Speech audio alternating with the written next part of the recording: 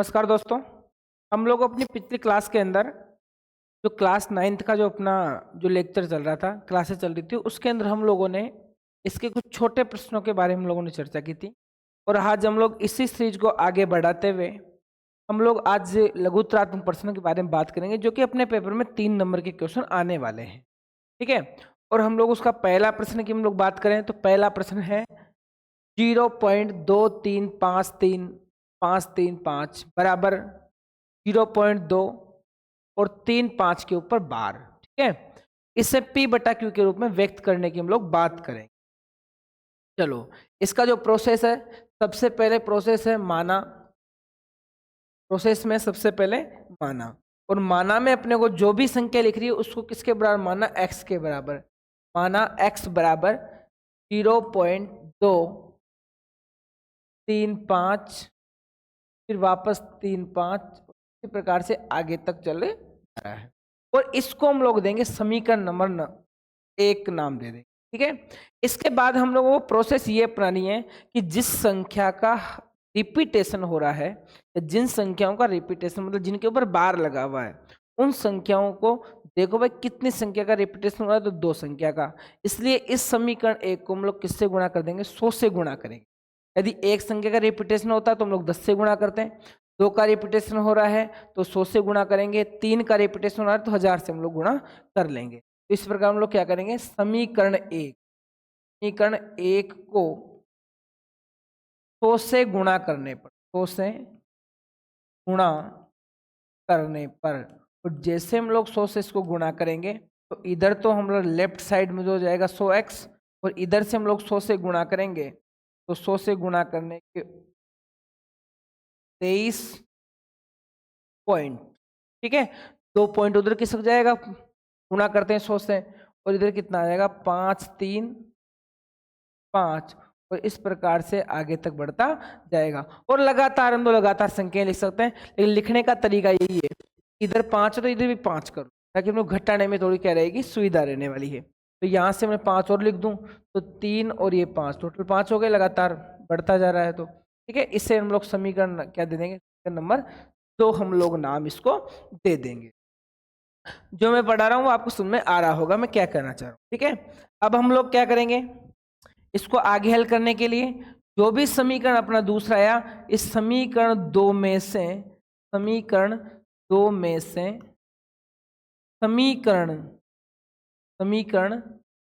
1 को घटाने पर, समीकरण 1 को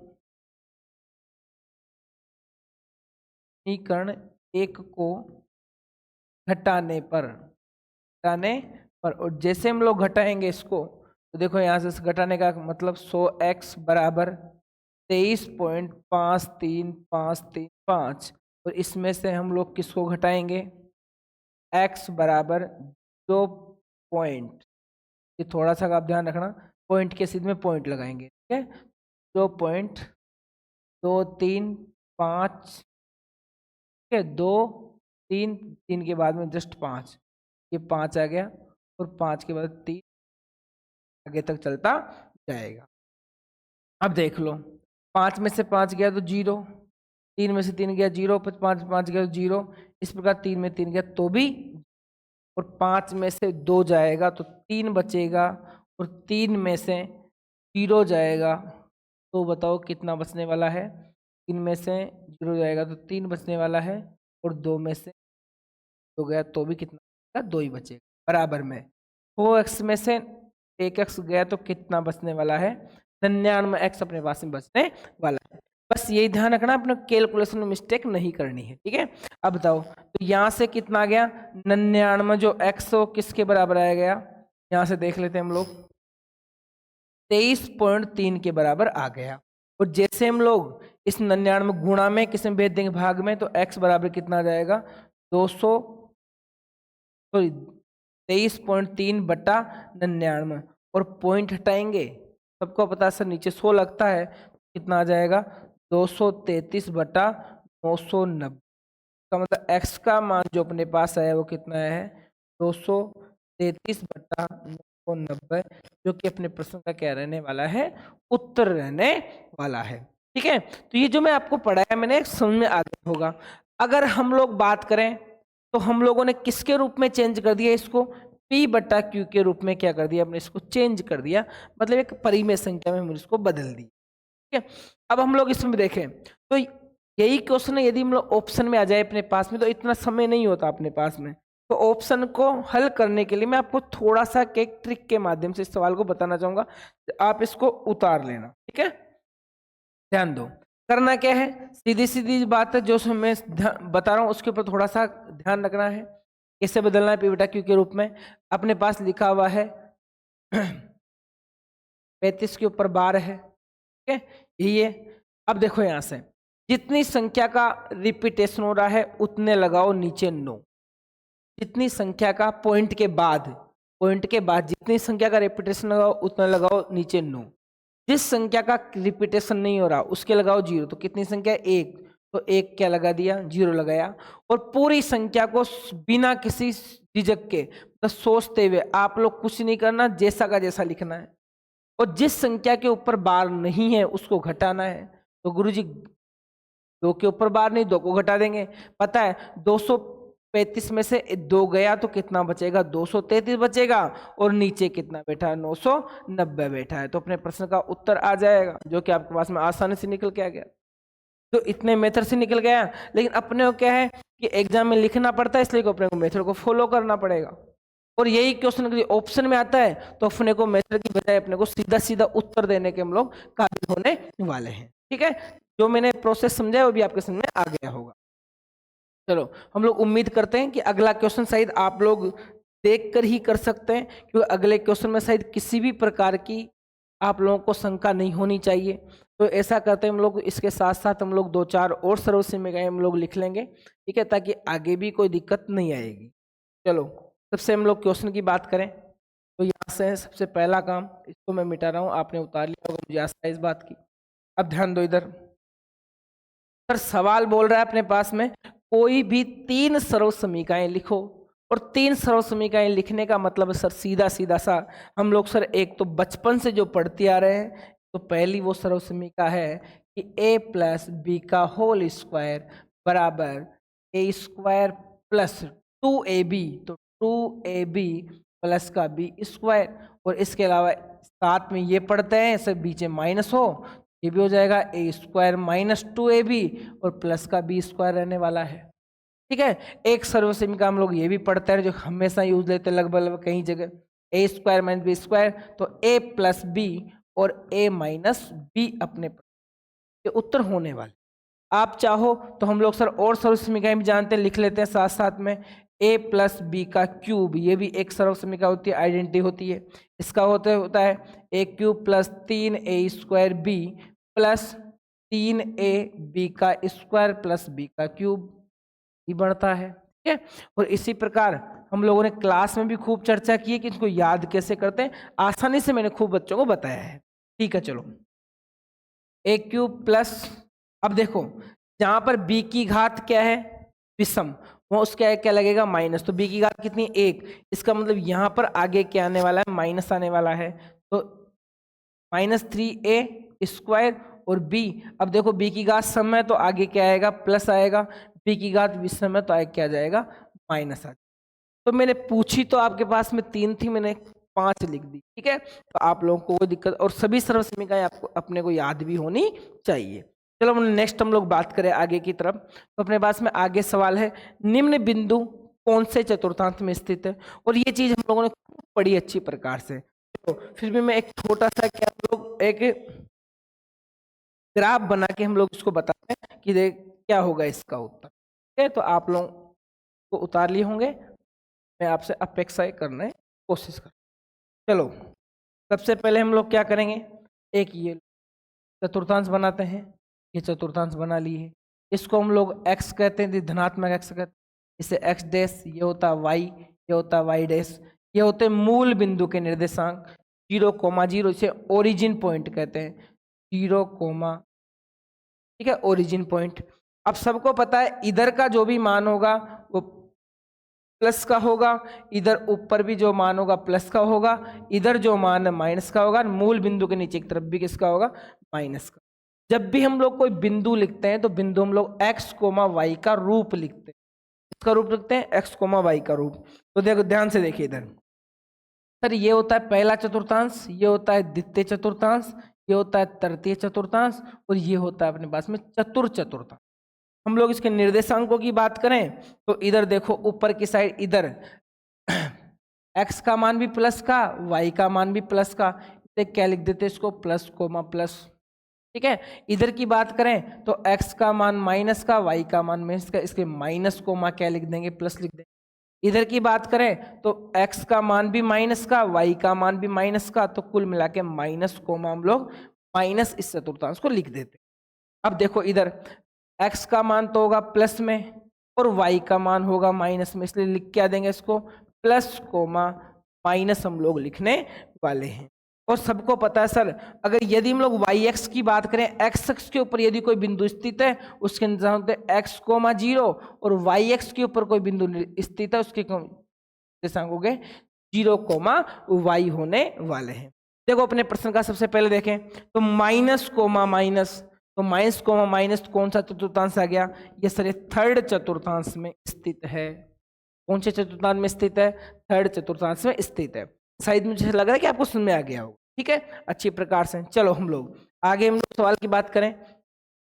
जो पांचवा स्थान ये है 5,0, इसका मतलब पहला तो है लेकिन बाद का नहीं है। इसका मतलब ये क्या हो गया सर, ये एक्स अक्ष पर स्थित है। ये कहाँ स्थित है, एक्स अक्ष पर। ये लो लोग इसकी बात करें, एक्स अक्ष पर स्थित है। ठीक है, अब देखो पहला माइनस का दूसरा प्लस का, पहला माइनस दूसरा प्लस, इसका मतलब कौन सा चतुर्थांश हो गया, द्वितीय चतुर्थांश हो गया। तो ये आपको उत्तर में लिखना। ठीक है, चलो हम लोग नेक्स्ट प्रश्न की बात करें। क्वेश्चन नंबर अपना 34 है इस सीरीज का, और यहाँ पर अपने को क्या करना, सिद्ध करना है। क्या करना है इसमें, सिद्ध करना है। सिद्ध कीजिए कि ए बराबर सी डी है।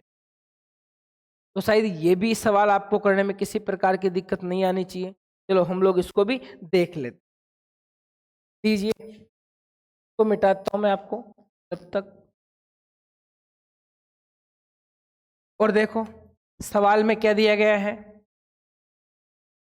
ए सी बी डी के बराबर है। तो सबसे पहले ऐसे सवालों में दिया है, ये लिखेंगे लोग, दिया है कि ए सी किसके बराबर है, बी डी के बराबर है। ठीक है, सिद्ध करना है अपने को, ये देखो नीचे लिखना भी है, सिद्ध करना। अब सिद्ध क्या करना है, ए बी बराबर सी है।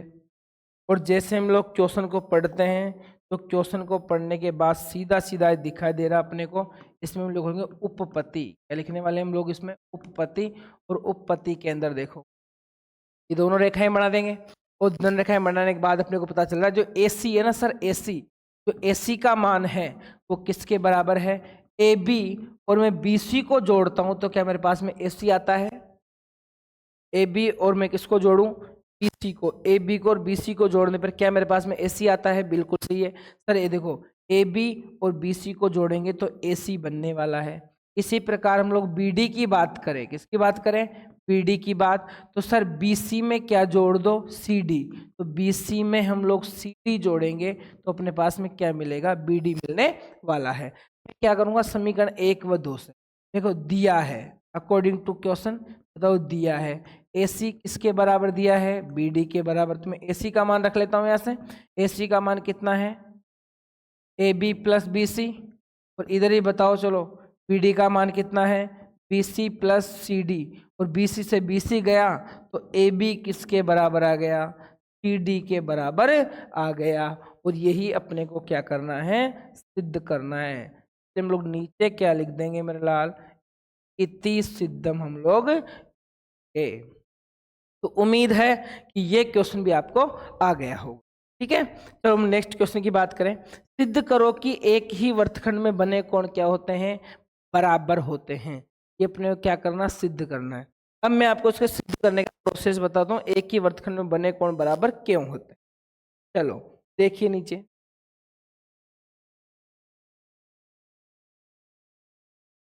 एक ही वर्तखंड में बने कोण क्या होते हैं, बराबर होते हैं। क्वेश्चन आपको दिखाई दे रहा होगा। चलो सबसे पहले हम लोग एक वृत्त की बात करते हैं।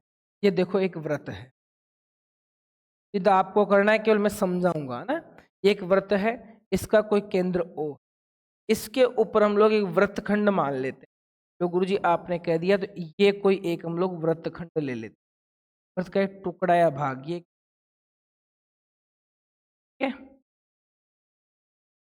ठीक है। एक ही वृत्तखंड से बने कोण क्या होते हैं? बराबर। अब देखो यहाँ से कोण बनाने की बात करें हम लोग, तो कोण बनाने की हम लोग बात करें तो यहाँ से एक वृत्त कोण मैंने यहाँ बना दिया, ठीक है, ये रहा। एक कोण मैंने मान लो कि मैंने यहाँ बना दिया, तो समझ, एक कोण मैंने ये बनाया। सवाल के क्या करना है कि ये यदि x है तो क्या ये भी x होगा? ठीक है, तो हम लोग सबसे पहले दिया है O केंद्र का कोई एक वृत्त है जिसके ऊपर A B C D कुछ बिंदु स्थित है, ये लिखना पड़ेगा आपको, ठीक है, एक बिंदु स्थित है। अब देख लो यहां से, अब जैसे ही मैं यहां से इसको मिलाता हूं, हम लोग इसके अगर वृत्त की हम लोग क्या करें, त्रिज्याएं अगर निकाल दे तो त्रिज्या को यहाँ से मिलाएंगे, ये लो यहाँ से त्रिज्याएं मिलाएंगे। आपको ये बात का पता है, एक प्रमेय होती है अपने पास में कि वृत्त के एक चाप से वृत्त के केंद्र पर बना कोण शेष भाग पर बने कोण के क्या होता है? दुगुना होता है। शेष पर बने, अब इसका मतलब यदि ये थीटा है तो ये कितना होगा? 2 थीटा होगा, सबको पता होना चाहिए, ठीक है। तो इससे ये हो जाएगा, इससे ये हो जाएगा। तो मैं यहां से ना आपको सीधा सीधा बता रहा हूं उत्तर क्या करेंगे। इसका मतलब कोण AOB, कोण AOB, ठीक है, यहाँ कितना बताओ? 2 थीटा है। 2 थीटा का मतलब किसके थीटा कितना बताओ? AD और B, तो मैं कह दूंगा दुगुना होगा किसका? कोण ADB का क्या होगा? समीकरण क्या नाम देंगे? 1। इसी प्रकार देखो कोण AOB का भी दुगुना ही बनेगा, तो दुगुना कोण किसके होगा?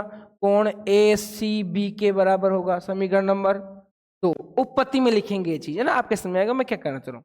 और जैसे क्या AOB के बराबर होगा, बिल्कुल, तो मैं यहाँ से क्या कर देंगे? समीकरण 1 बराबर समीकरण 2। तो चलो हम लोग ऊपर लिख देते हैं इसको, ताकि आपकी भी कोई टेंशन रहेगी। इक्वेशन 1 बराबर इक्वेशन 2, तो देख लो इक्वेशन 1 बराबर इक्वेशन 2, और जैसे ये इसके बराबर है, इसका मतलब कोण 2ADB किसके बराबर होगा? कोण 2 कोण ACB के क्या रहेगा? 2 से 2 गया, इसका मतलब कोण DADB किसके बराबर रहेगा? कोण ACB के बराबर रहने वाला है। इसका मतलब क्या हुआ? एक ही वृत्तखंड में बने कोण क्या होंगे? बराबर होने वाले हैं। ये अपने को क्या करना है? इसमें सिद्ध करना है, ठीक है। अच्छी प्रकार से आप इसको लिख करके आना है, ठीक है। अब चलो नेक्स्ट प्रश्न की हम लोग बात करें। नया क्वेश्चन है अपने पास में, किसी त्रिभुज की 60 मीटर, 100 मीटर और 140 मीटर भुजाएं हैं, तो क्षेत्रफल ज्ञात की। क्या ज्ञात करना है? क्षेत्रफल में ज्ञात करना है, 60, 100 और 140। तो मैं एक नया पेज लेके हम लोग इसको हल करने वाले हैं। 60, चलो एक त्रिभुज है, तो ये एक त्रिभुज बना दिया, ठीक है। इसकी भुजाएं अपने पास में हैं 60, 100 और 140। 60 सेमी, 100 सेमी, और ये है 140, ठीक है। तो इसका मतलब अपने पास में ABC के मान है, और इसका क्षेत्रफल पूछा है। A का मान है, B का मान है और C का मान है। तो सबसे पहले तो हम लोग क्या त्रिभुज नाम दे देंगे AB और C। त्रिभुज ABC का क्षेत्रफल, और ABC का क्षेत्रफल किससे निकालेंगे? हीरोन के सूत्र से। क्षेत्रफल किससे? हीरोन के सूत्र से। तो under root S minus A, S minus B, S minus C। बोलो भाई होता है नहीं होता? हीरोन का सूत्र होता है ना? हाँ, वेरी गुड। चलो अब सबसे पहले बात करते हैं S का मतलब क्या है गुरुजी? S का मतलब होता है अर्ध परिमाप। S का मतलब क्या होता है अपने पास में?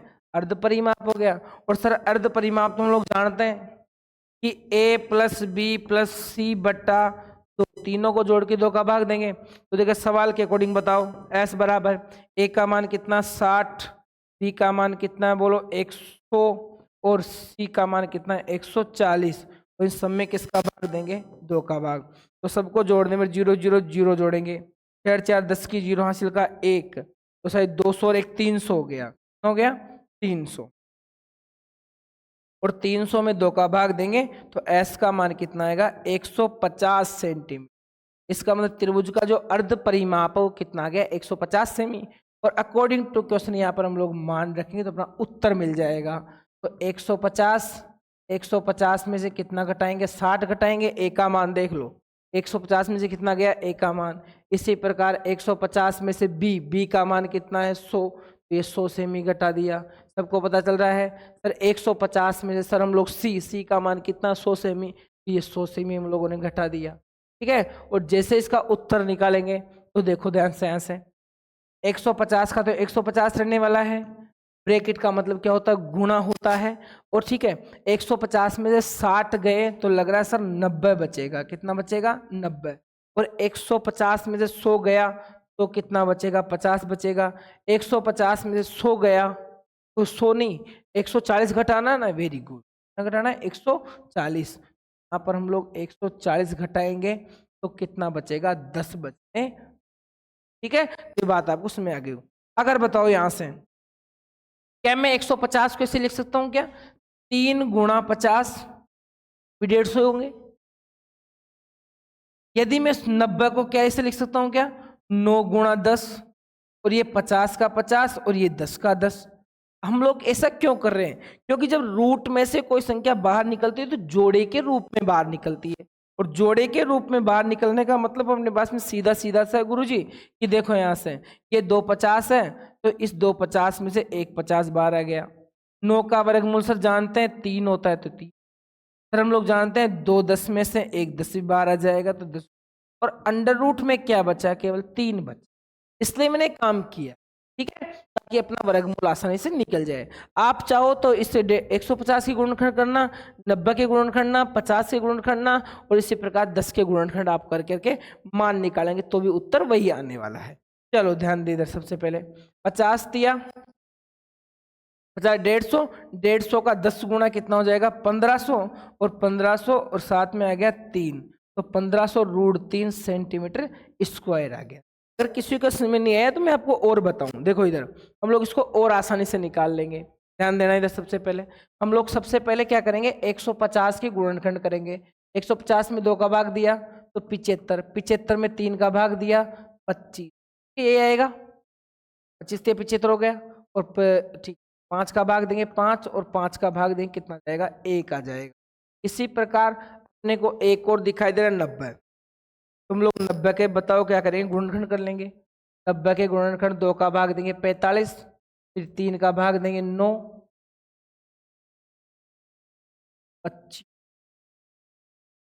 3 एकम 3, ये 5 बार 3 का देंगे 5 बार, और 5 का कितनी बार देंगे 15, 5 3 15, 15 3 45, 45 दूनी 90। इसी प्रकार और क्या आ गया 50, तो ये लो 50 में 2 का भाग 25, फिर 25 में 5 का भाग 5, फिर 5 का भाग 1 बार। इसी प्रकार और क्या बच गया 10 बच गया। तो 10 का तो सब लोग जानते हैं, तो 2 5 बार आ गया 5 का भाग 1। ठीक है, गलती नहीं होनी चाहिए। ठीक है, समय लग जाए कोई दिक्कत नहीं है। चलो तो यहाँ के बाद हम लोग यहाँ के बाद देख रहे हैं, आपको नहीं आता यहाँ के बाद हम लोग देख रहे हैं। तो चलो जो भी संख्याएं आई उनको रूट में लिखने की हम लोग कोशिश करेंगे, और कोशिश क्या करें कर ही लेंगे हम लोग, है ना, कोशिश करने की जरूरत नहीं है। बताओ 150 का मतलब कितना हुआ 2 गुणा 3 गुणा 5 गुणा 5 हो गया। सर 90 का मतलब कितना हो गया 2 गुणा 3 गुणा 3 गुणा 5 हो गया। सर 50 का मतलब कितना हो गया 2 गुणा 5 गुणा 5 हो गया। और सर 10 का मतलब हो गया अपने पास में 2 गुणा 5 हो। ठीक है, आपको पूरा पूरा दिखाई दे रहा होगा। ठीक है, अब देखो हम लोग आगे हम लोग बात करें तो आगे अपने पास में जो दिखाई दे रहा है वो हम लोग उत्तर की हम लोग बात करें तो उत्तर में अपने पास में है सीधा सीधा सी बात कि सर इस 2 में से इस 2 में से एक ये 2 बार आ गया, इस 3 में से इस 3 में से एक ये 3 बार आ गया, इन 2 5 में से सर एक 5 बाहर आ गया।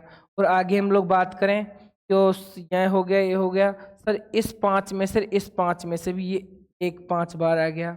और सर इस 5 में से भी एक 5 बाहर आ गया, इस 2 में से भी बाहर आ गया। इसका मतलब रूट में क्या बचा, केवल 3 बच गया। रूट में केवल क्या बचा अपने पास में, 3 बच गया। हम लोग बात करें, देखो इधर 5 दूनी 10, 10 पंजो 50, 50 का 3 सॉरी 50 का डबल, ऐसा करो आप, तो 50 का डबल 100 और 100 को 1500 से गुणा करें, सॉरी तो 100 का 3 गुणा 300 और 300 का 5 गुणा 1500, कितना हो जाएगा 1500, और वर्गमूल में कितना आ गया 3, और सेंटीमीटर स्क्वायर अपने प्रश्न आने वाला है, उत्तर आने वाला है। चलो नेक्स्ट हम लोग बात करें अगले प्रश्न की। एक शंक्वाकार बर्तन जिसकी त्रिज्या 4 सेमी है तथा इसकी तिर्यक ऊंचाई 7 सेमी है, इस बर्तन को बनाने के लिए आवश्यक धातु की आवश्यकता होगी। तो बनाने के लिए धातु की आवश्यकता होगी, शंक्वाकार बर्तन है, ठीक है, और इसकी त्रिज्या 4 सेमी है, तिर्यक ऊंचाई इतनी, तो बर्तन को बनाने के लिए आवश्यक धातु, इसका मतलब सर शंकु का संपूर्ण पृष्ठीय क्षेत्रफल लिया जाएगा। जो बर्तन ऐसा है, शंक्वाकार बर्तन है, इसका मतलब उसको नीचे से तो ढकना पड़ेगा। इसका मतलब में यहाँ पर जो काम करेंगे, लिखना पड़ेगा आपको, दिया है शंकु की त्रिज्या 4 सेमी है, तिर्यक ऊंचाई 7 सेमी, तो इसका शंकु का कर्व सरफेस एरिया लोग बात कर लेंगे पाई आर प्लस है। पाई का मान 22/7 होता है, ठीक है, अपने पास आर का मान है 4 लिख दिया, और सर ब्रैकेट में कितना आ जाएगा,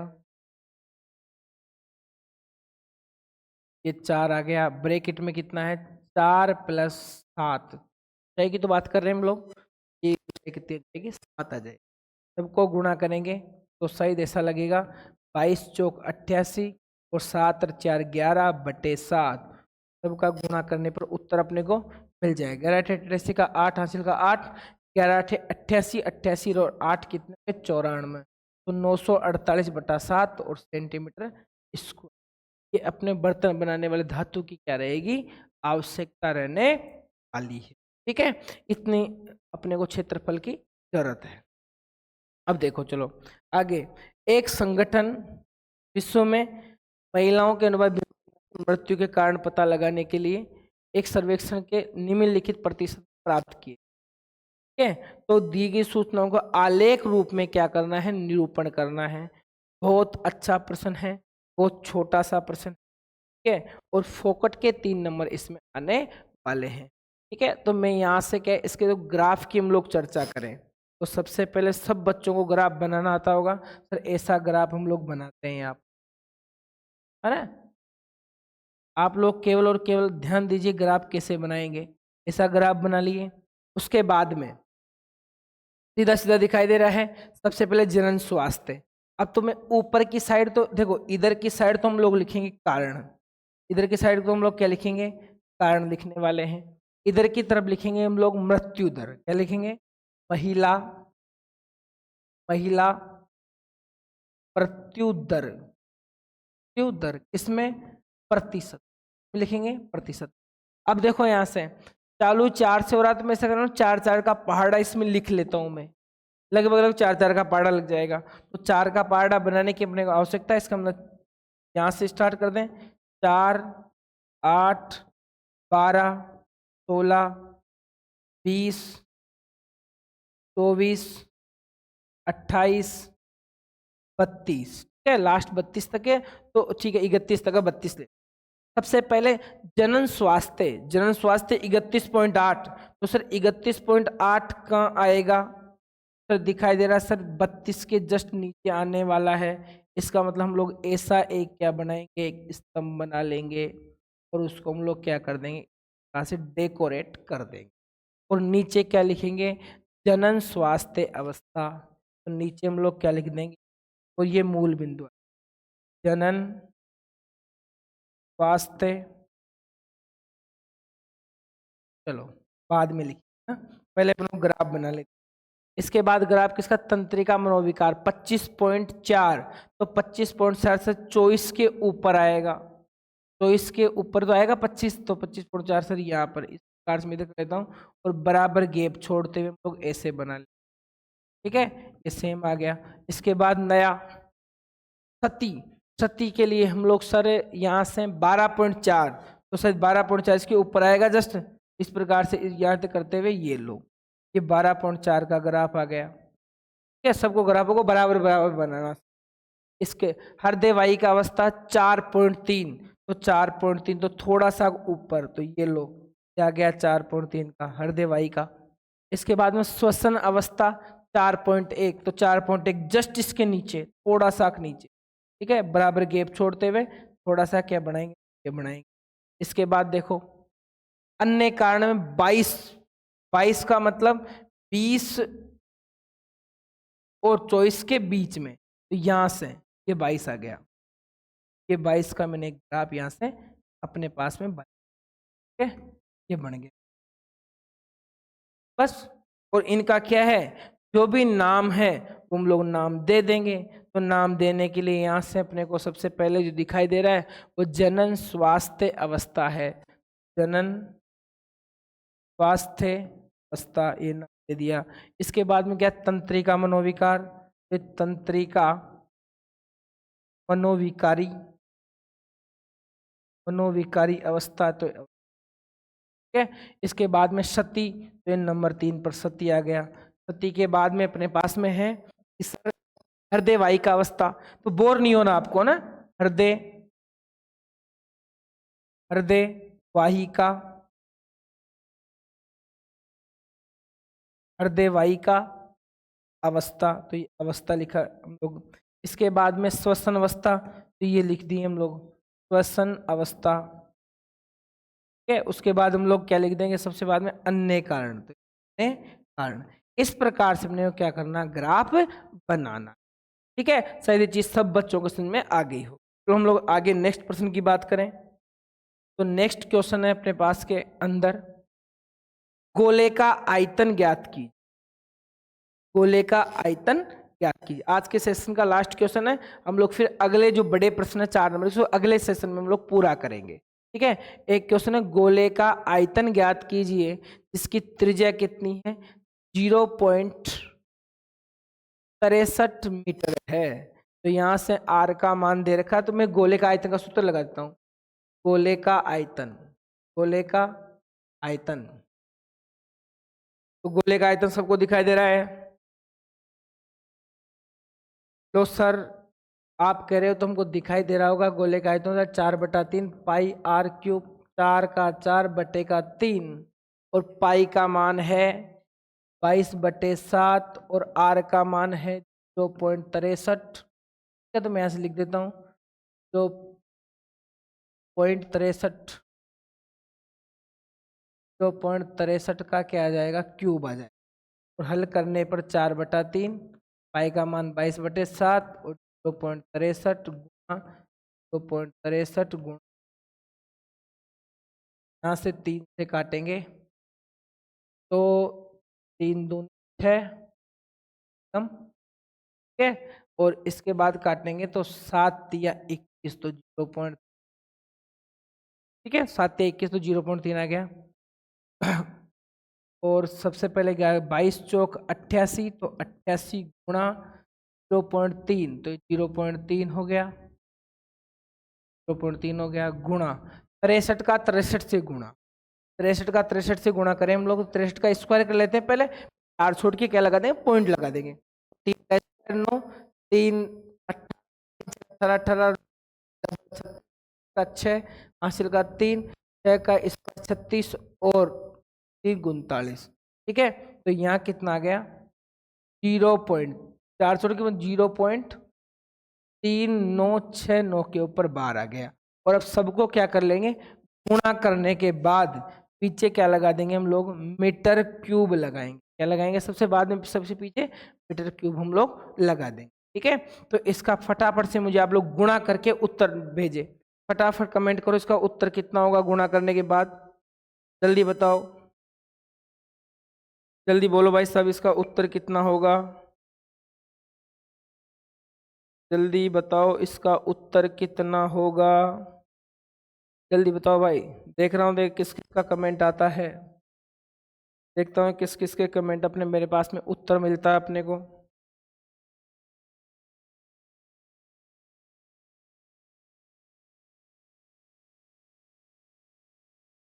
अभी तक तो गुणा नहीं हुआ क्या आपसे? अभी तक तो उत्तर नहीं आया।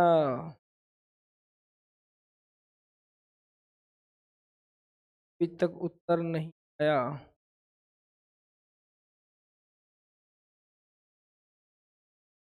तक आपका उत्तर नहीं आया क्या?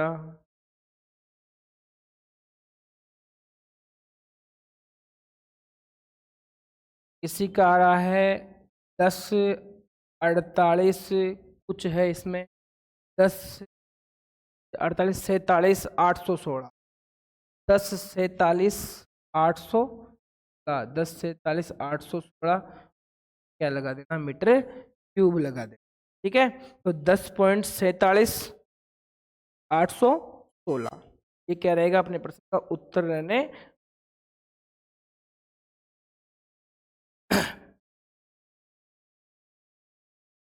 ठीक है, आशा करता हूं सबके आ गया होगा।